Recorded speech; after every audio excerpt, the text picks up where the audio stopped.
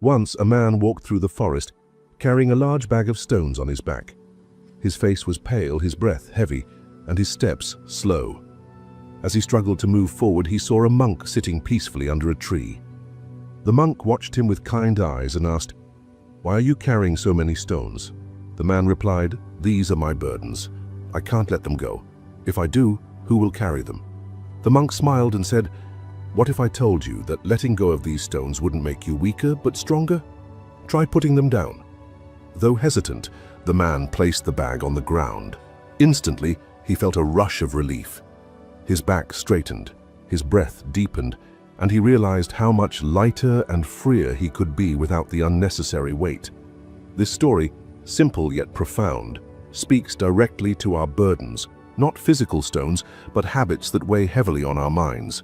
Overthinking every decision, judging others and ourselves harshly, clinging to things we can't control. These behaviors feel like they define us or keep us safe, but in truth, they are like stones we carry unnecessarily. Imagine this for yourself. What if you could put down just one of those stones today? How much lighter would you feel? What could you achieve with that newfound freedom? Take a moment to reflect. Are there habits or thought patterns you're holding onto that no longer serve you? Perhaps they're creating stress, self-doubt, or even unhappiness. What if quitting these habits isn't a sign of weakness, but an act of immense strength? Buddhist teachings are filled with wisdom on this very subject. The Buddha himself taught that freedom isn't found in acquiring more, but in letting go of what binds us. His insights, though ancient, hold incredible relevance in today's fast-paced, pressure-filled world. In this video, we'll delve into these teachings and explore 5 mental habits you can quit to unlock clarity, peace, and freedom. You'll hear stories, timeless and transformative, that bring these lessons to life. You'll learn how to stop overthinking, quit judging, release unhealthy attachments, let go of negativity, and free yourself from the toxic habit of comparing yourself to others. But this video isn't just about listening to inspiring stories. It's about creating real, actionable change. For each habit, I'll share practical steps you can take to start making a difference in your life today. Whether it's setting boundaries, practicing mindfulness, or cultivating gratitude, these small but impactful steps will help you lighten your mental load and reclaim your inner peace. And here's the beautiful part. You don't have to transform your life overnight. Freedom begins with a single step, one small decision to quit a habit that's holding you back. Imagine how different your life could look a month, a year, or even a decade from now if you took that step today. So before we begin, I have a question for you. If you could quit one habit that's weighing on your mind, what would it be? Write it down or simply hold it in your heart as we move forward. Because sometimes quitting isn't a failure. It's growth, it's strength, and it's the first step toward living the life you truly deserve. If you're ready to put down those stones and free your mind, let's begin this journey together. Overthinking is like a storm cloud in the mind. It blocks the sunlight of clarity and traps us in cycles of doubt, fear, and indecision. In Buddhist teachings, this mental habit is often referred to as restless monkey mind, jumping from one thought to another, endlessly chattering, and never finding peace. Let me share a powerful parable about the suffering we create through overthinking.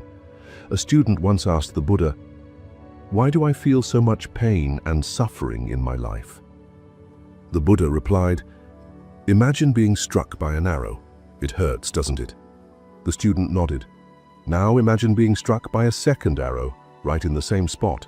Wouldn't the pain double?" The student winced at the thought. "Of course," the Buddha explained. "The first arrow is life itself, the unavoidable challenges, setbacks, and difficulties. But the second arrow is the suffering we create by overthinking, obsessing, and resisting reality. Most of the pain we experience comes not from the first arrow, but from the second one." This story illustrates a profound truth. We can't always control what happens to us, but we can control how we respond. Overthinking is the second arrow that magnifies pain, making it far worse than it needs to be. Think about the last time you faced a difficult decision. Maybe it was about your career, relationships, or health. Did you find yourself replaying every possible scenario, worrying about what might go wrong, or doubting your ability to make the right choice? Overthinking often stems from fear. Fear of failure, fear of making mistakes, or fear of judgment. But here's the irony. The more you overthink, the less clear your mind becomes and the harder it is to take action. It's like trying to untangle a knot by pulling every thread at once. Modern science backs this up. Studies show that chronic overthinking leads to decision fatigue, stress, and even mental health issues like anxiety and depression. It traps you in a cycle of analysis paralysis, where you're so consumed by what-ifs that you forget to focus on what is. The good news? Overthinking is a habit, and like any habit, it can be unlearned. Here are 3 practical steps inspired by Buddhist wisdom to help you break free. 1. Anchor yourself in the present moment. The first step is mindfulness. When your thoughts spiral out of control, gently bring your attention back to the present moment. A simple technique is to focus on your breath. Inhale deeply, count to 4, then exhale slowly. This grounds your mind and interrupts the cycle of overthinking. 2. Set boundaries for rumination. Give yourself a worry window. Set aside 10 to 15 minutes a day to think about whatever is bothering you. Write your thoughts down, then close the journal and commit to letting go for the rest of the day. This practice creates a container for your worries, so they don't spill over into every moment of your life. 3. Ask yourself the right questions. Instead of asking, "What if everything goes wrong?" Try asking, "What's the worst that could happen and can I handle it?" Often the answer is yes. This shift in perspective empowers you to stop fearing uncertainty and start trusting your ability to adapt. Imagine how much lighter your mind would feel if you quit overthinking. Imagine approaching challenges with calm and clarity instead of stress and doubt. By learning to let go of the second arrow, you free yourself from unnecessary suffering. Remember this: thoughts are like clouds. They come and go. You don't have to hold on to them, and when you let them pass, the sky of your mind becomes clear, open, and full of possibility. Now take a moment. Reflect on a situation in your life where you've been overthinking. What's one step you can take today to loosen the grip of those thoughts? Write it down, or simply keep it in your heart as a commitment to yourself. Quitting overthinking isn't easy, but it's one of the most powerful gifts you can give your mind. Judgment is a silent thief. It robs us of connection, peace, and the ability to see the world and ourselves with clarity. In Buddhist teachings, judgment is often likened to looking through a dirty mirror. The dirt doesn't reflect reality, it only reflects the stains of our minds. Let me share a story about a monk who learned the cost of judgment the hard way. There was a young monk who was known for his strict discipline. One day, while walking through the monastery, he noticed another monk wearing a robe that was stained and tattered. He frowned and thought, "How careless! How disrespectful to the sacred monastery." The young monk decided to confront the other monk. "Why don't you take better care of your robe? It's filthy," he said sharply. The older monk smiled gently and replied, "Brother, my robe became dirty when I stopped to help a traveler who had fallen into the mud. But tell me, is it my robe that is dirty, or is it your view of me?" The young monk stood in stunned silence, realizing that his judgment had revealed more about his pride and impatience than about the older monk's actions. Judgment is often a projection. What we criticize in others often reflects what we fear, dislike, or struggle to accept within ourselves. When we judge someone, we see them not as they truly are, but through the lens of our own biases and insecurities. This doesn't mean we should never evaluate situations or people. Discernment is different from judgment. Discernment seeks understanding and truth. Judgment, on the other hand, often carries harshness, comparison, or condemnation. Now consider how judgment plays out in modern life. We scroll through social media, judging others for their curated lives. We encounter people who behave differently from us and assume the worst about their intentions. Sometimes the harshest judgments are reserved for ourselves. "I'm not good enough. I'll never succeed."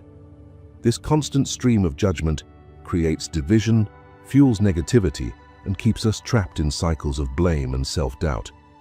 Judgment, whether directed at others or ourselves, is like carrying an unnecessary weight. It consumes energy and clouds our ability to see clearly. When we quit judgment, we create space for compassion, understanding, and connection. Imagine how different your relationships would feel if you replaced judgment with curiosity. Instead of assuming, you'd ask. Instead of criticizing, you'd listen. Buddhist teachings emphasize that quitting judgment is not about ignoring differences or excusing harmful behavior. It's about shifting from condemnation to understanding, from reacting to reflecting. Practical steps to quit judgment. 1. Pause and reflect. The next time you catch yourself judging someone, pause. Ask yourself, what is this judgment based on? Does it reveal something about my fears or biases? This moment of reflection can help you shift from judgment to self-awareness. 2. Practice curiosity instead of criticism. Replace assumptions with questions.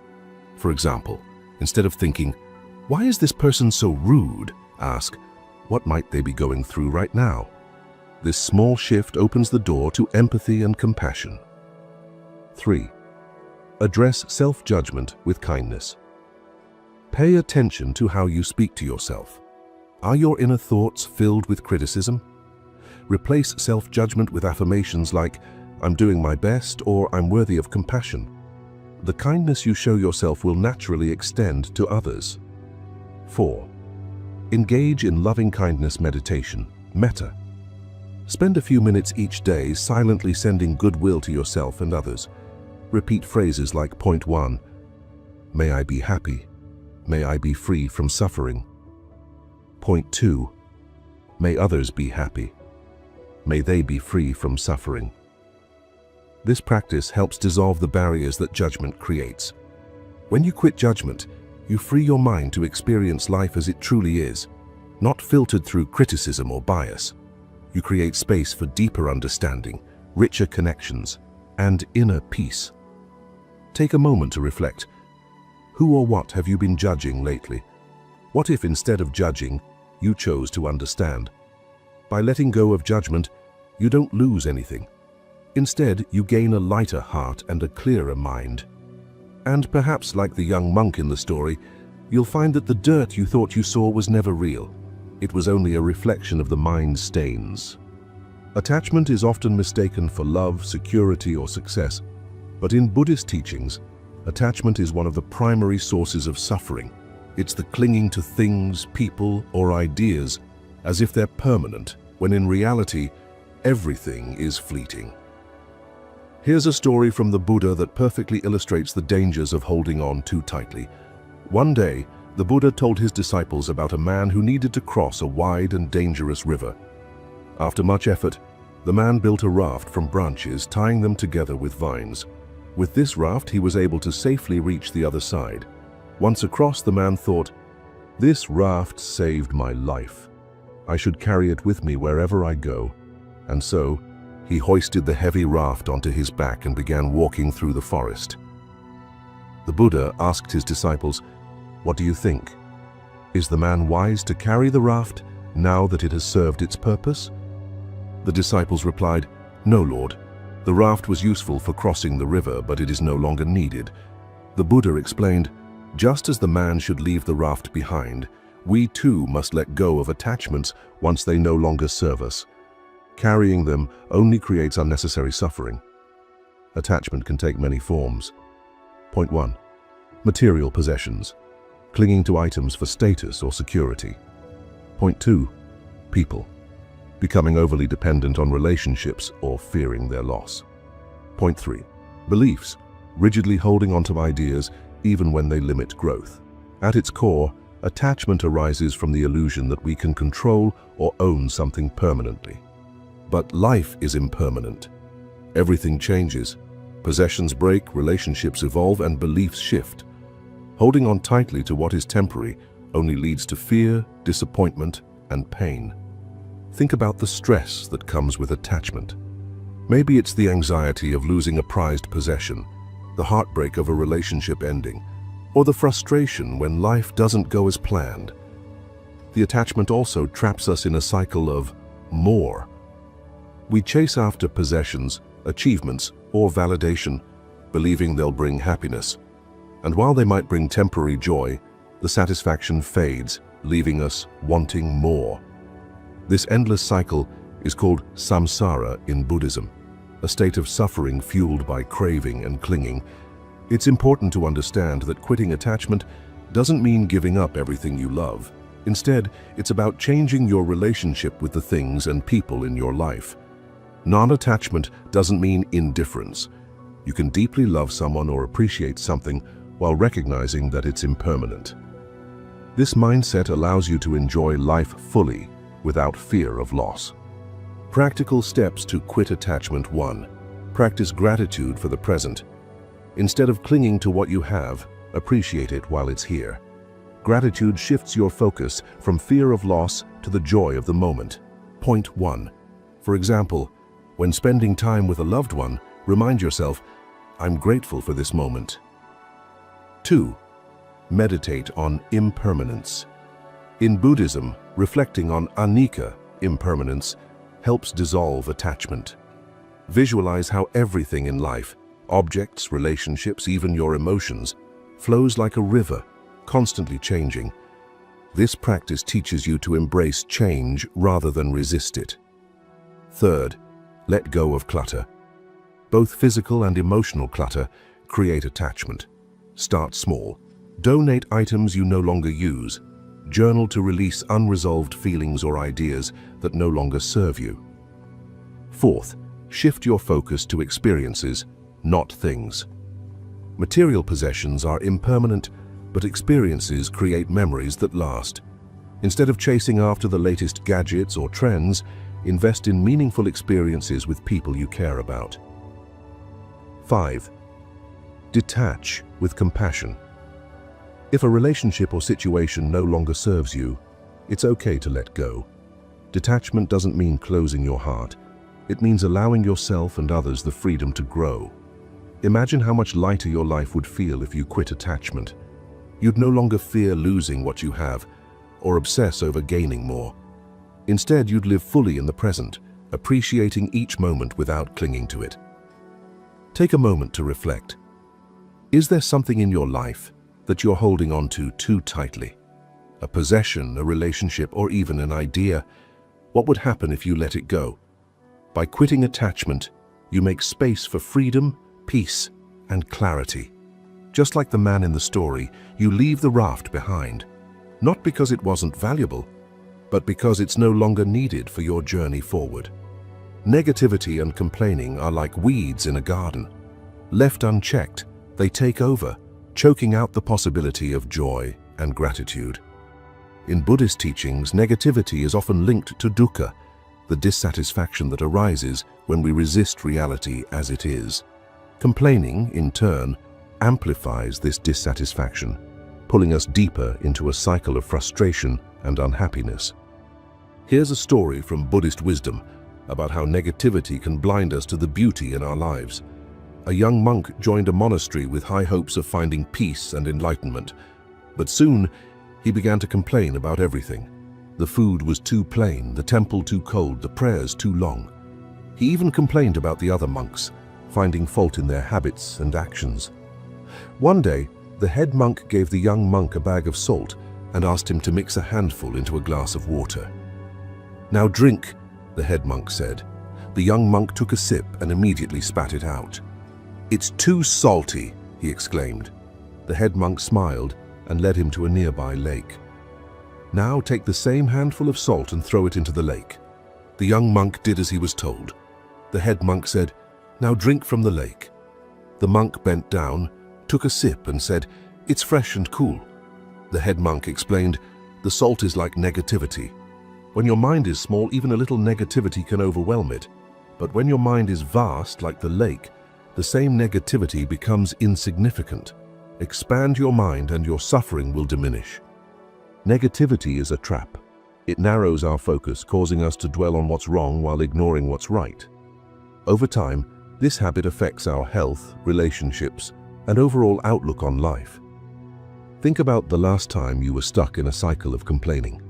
Did it solve the problem, or did it make you feel more drained and frustrated? Complaining often focuses on what we can't control, amplifying our sense of powerlessness. In modern life, negativity is everywhere. Social media thrives on outrage. Conversations often revolve around complaints about work, politics, or daily inconveniences.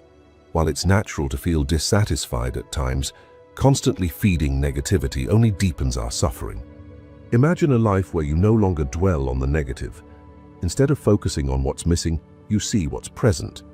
Instead of complaining, you take constructive action or simply let go. Quitting negativity doesn't mean ignoring challenges or pretending everything is perfect.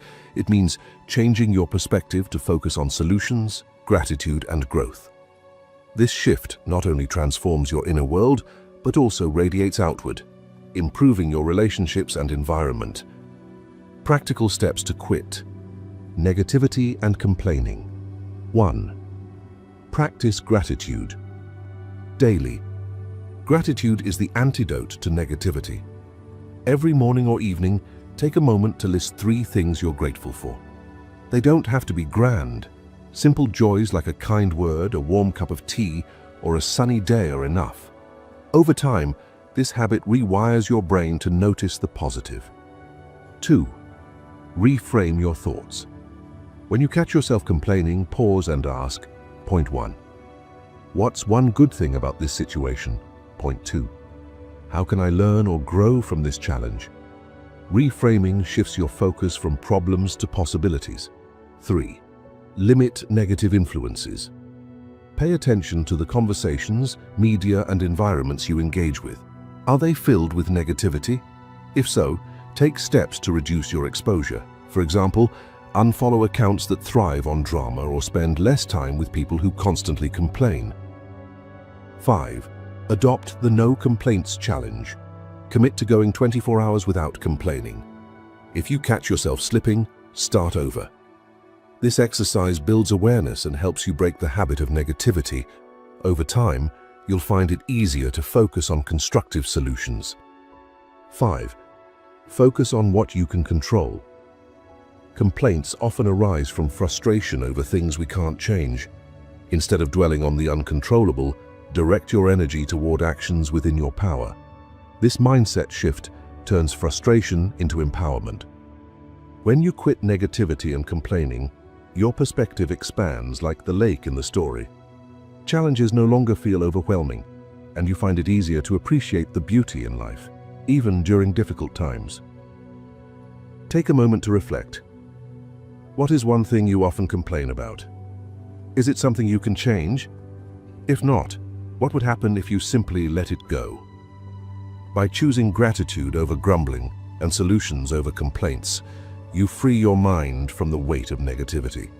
Life may not always be perfect, but with the right perspective, it can always be meaningful. Comparison is a thief. It steals joy, breeds insecurity, and distracts us from appreciating our unique path. In Buddhism, this habit is often linked to envy and attachment, which arise when we measure our worth against others. The Buddha taught that true contentment comes not from looking outward, but inward, from realizing that happiness lies within, not in external validation. Here's a story that captures the futility of comparison and the freedom of self-acceptance. A disciple once asked the Buddha, "Why do I feel unworthy when I see others succeeding?" The Buddha led the disciple to a pond where lotuses of different sizes bloomed. Some were small, some large, some fully open, others just buds. The Buddha said, "Do you see how each lotus grows at its own pace? Some rise above the water, others bloom underwater, but all are beautiful in their way." The disciple nodded. The Buddha continued, "Your path is like the lotus. Don't compare yourself to others. Each of us grows under different circumstances, yet we all have the potential to bloom in our own time." In modern life, comparison often feels unavoidable. Social media amplifies this habit, offering endless opportunities to measure ourselves against others' carefully curated highlights. Whether it's someone's career, relationships, or lifestyle, comparison leaves us feeling inadequate or envious. But the comparison is built on illusions. It assumes that others' successes diminish our own, or that someone else's happiness defines our worth. This mindset distracts us from our unique journey and blinds us to the progress we've already made. The comparison also leads to dukkha, the suffering that arises from craving and dissatisfaction. When we constantly chase what others have, we forget to appreciate what we already possess. Imagine a life where you no longer measure your worth by someone else's achievements. Instead, you focus on your progress, celebrating small victories, and trusting that your path is unfolding as it should. Quitting comparison frees your mind to experience gratitude, self-acceptance, and inner peace. It allows you to support others without feeling threatened, creating healthier relationships and a deeper sense of community. Practical steps to quit comparison. 1. Focus on your journey. Shift your attention from what others are doing to your progress.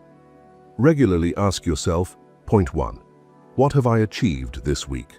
Point 2, what small step can I take toward my goals today? Celebrate your wins, no matter how small. 2. Limit social media exposure. Social media often fuels unhealthy comparisons. Set boundaries, such as limiting screen time or unfollowing accounts that trigger self-doubt. Instead, follow content that inspires self-growth and positivity. 3. Practice gratitude for what you have. Every evening, write down 3 things you're grateful for in your life. This practice shifts your focus from what's missing to what's already present, helping you appreciate your unique blessings. 4. Replace envy with admiration. When you notice yourself feeling envious, transform that emotion into inspiration. Instead of thinking, why can't I have that? Say, what can I learn from this person's success? Admiration encourages growth rather than resentment. 5. Meditate on self-acceptance. Spend a few minutes daily repeating affirmations like, I am enough as I am. My journey is my own, and it is unfolding perfectly. These affirmations help reframe your mindset, replacing comparison with confidence. When you quit comparing yourself to others, you reclaim your peace of mind. You stop chasing external validation and start appreciating the beauty of your unique path. Take a moment to reflect. When was the last time you compared yourself to someone? How did it make you feel? What would happen if, instead of comparing, you focused on your journey? By letting go of the habit of comparison, you give yourself the freedom to grow at your own pace. Like the lotus in the story, you'll bloom when the time is right, without needing to measure your progress against anyone else's. Life can often feel like a journey weighed down by invisible burdens, habits that cloud our minds and keep us from truly living. But as we've explored today, the wisdom of Buddhist teachings reminds us that we have the power to let go. By quitting overthinking, judgment, attachment, negativity, and comparison, we free ourselves to experience clarity, joy, and peace. These habits don't define us. They are simply patterns we've learned. And just as they were learned, they can be unlearned. Let me leave you with one final story, one of the Buddha's most well-known parables. A scholar approached the Buddha, eager to learn all he could. As the Buddha began to speak, the scholar interrupted with his ideas and knowledge, attempting to impress the teacher. The Buddha stopped speaking and began pouring tea into the scholar's cup. He kept pouring until the tea overflowed onto the table. "Stop!" cried the scholar. "The cup is full, it can't hold anymore." The Buddha smiled and said, "Exactly. Your mind is like this cup. It is full of what you think you know. To truly learn and grow, you must first empty your cup." This story is a powerful reminder that growth begins with letting go of assumptions, fears, and habits that no longer serve us. Only then can we make space for clarity and transformation. As we come to the end of this journey together, I invite you to take a moment to reflect. Which habit resonates most with you? Is it overthinking, judgment, attachment, negativity, or comparison? Write it down or hold it in your heart as a commitment to yourself. Decide today to take the first small step toward quitting that habit. Whether it's practicing mindfulness, gratitude, or self-acceptance, remember that even small actions can lead to profound changes. And don't forget, you're not alone on this journey. Share your thoughts, challenges, or insights in the comments below. Let's build a community where we support and inspire each other to grow. Remember, quitting isn't a sign of failure. It's an act of courage and self-love. By letting go, you create space for something better, peace, clarity, and a life that feels truly free. So, take a deep breath, empty your cup, and start anew. The path to freedom begins with a single step, and I believe in your ability to take it. Thank you for joining me on this journey. If you found this video helpful, don't forget to like, share, and subscribe for more content on mindfulness and personal growth. Let's continue walking this path together. Until next time, may you find peace and freedom on your journey.